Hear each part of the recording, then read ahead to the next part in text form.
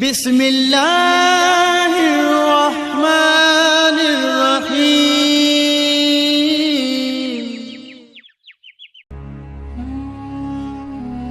اکثر تاریخی مصادر میں آیا ہے کہ امام حسین علیہ السلام اور آپ کے اصحاب 2 محرم سن 61 ہجری کو کربلا کی سرزمین پر پہنچے ہیں۔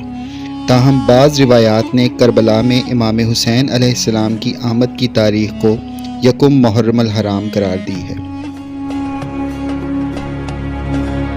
جب کربلا میں داخلہ شاہدیں ہوا،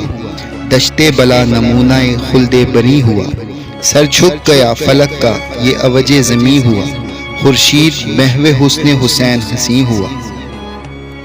صحرا پہ ہر طرف شاہدین نے نگاہ کی، سب تھم گئی سپاہ شہ کم سپاہ کی، فرمایا آج چھٹ گئے ایذا سے راہ کی، ہاں اب پسند کر لو جگہ خیمہ گاہ کی، آگے کہیں نہ جائیں گے اس ارض پاک سے، الفت ہماری خاک کو ہو یہاں کی خاک سے۔ جب حر نے امام علیہ السلام سے کہا کہ یہیں اتریں کیونکہ فرات قریب ہے، امام علیہ السلام نے فرمایا اس جگہ کا نام کیا ہے؟ سب نے کہا کربلا۔ اس پر امام علیہ السلام نے فرمایا یہ کرب یعنی رنج اور بلا کا مقام ہے، میرے والد علی علیہ السلام صفین کی طرف جاتے ہوئے یہیں اترے اور میں آپ کے ساتھ تھا۔ وہ یہاں رک گئے اور اس سرزمین کا نام پوچھا تو لوگوں نے اس کا نام بتا دیا۔ اس وقت آپ نے فرمایا یہاں ان کی سواریاں اترنے کا مقام ہے، یہاں ان کا خون بہنے کا مقام ہے۔ لوگوں نے حقیقت حال کے بارے میں پوچھا تو آپ علیہ السلام نے فرمایا خاندان محمد صلی اللہ علیہ وآلہ وسلم کا ایک قافلہ یہاں اترے گا۔ پھر امام حسین علیہ السلام نے فرمایا یہ ہماری سواریاں اور ساز و سامان اتارنے کی جگہ ہے اور یہاں ہمارا خون بہنے کا مقام ہے۔ اس کے بعد اپنے اصحاب کو حکم دیا کہ ساز و سامان یہیں اتار دیا جائے اور ایسا ہی کیا گیا، اور وہ پنج شنبہ یعنی جمعرات 2 محرم کا دن تھا، اور ایک روایت کے مطابق یہ 4 شنبہ یعنی بدھ 1 محرم سن 61 ہجری کا دن تھا۔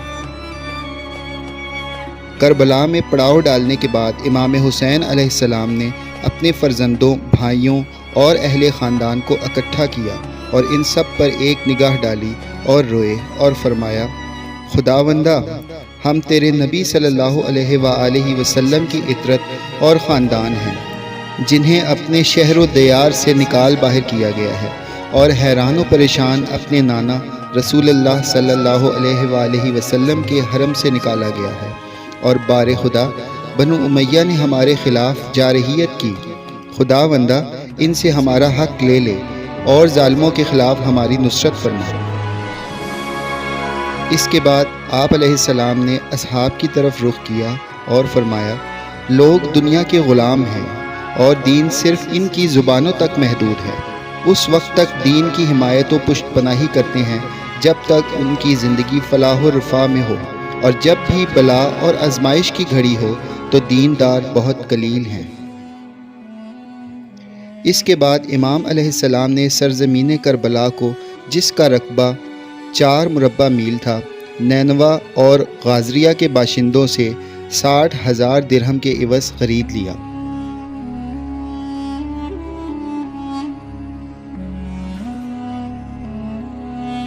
2 محرم سن 61 ہجری کو امام حسین علیہ السلام اور اصحاب حسین علیہ السلام کے سرزمین کربلا پر اترنے کے بعد حر بن یزید ریاحی نے ایک خط عبید اللہ بن زیاد کے لیے لکھا اور اس کو اس امر کی اطلاع دی۔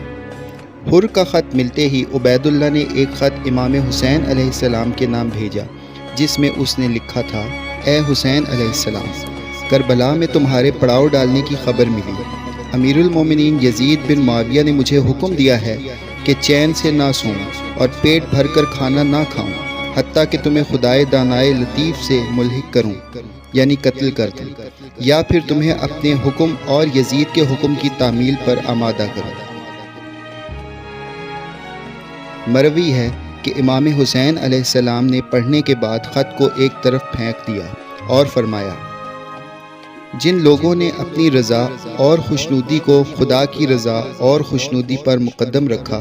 وہ ہرگز فلاح نہ پا سکیں گے۔ ابن زیاد کے قاصد نے کہا، یا ابا عبداللہ، آپ خط کا جواب نہیں دیں گے؟ اس پر فرمایا،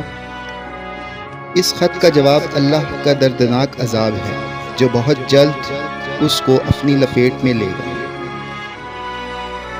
ابن زیاد کا قاصد واپس چلا گیا اور امام حسین علیہ السلام کا کلام اس کے سامنے دہرایا، اور عبید اللہ نے امام علیہ السلام کے خلاف جنگ کے لیے لشکر تشکیل دینے کا حکم دے دیا۔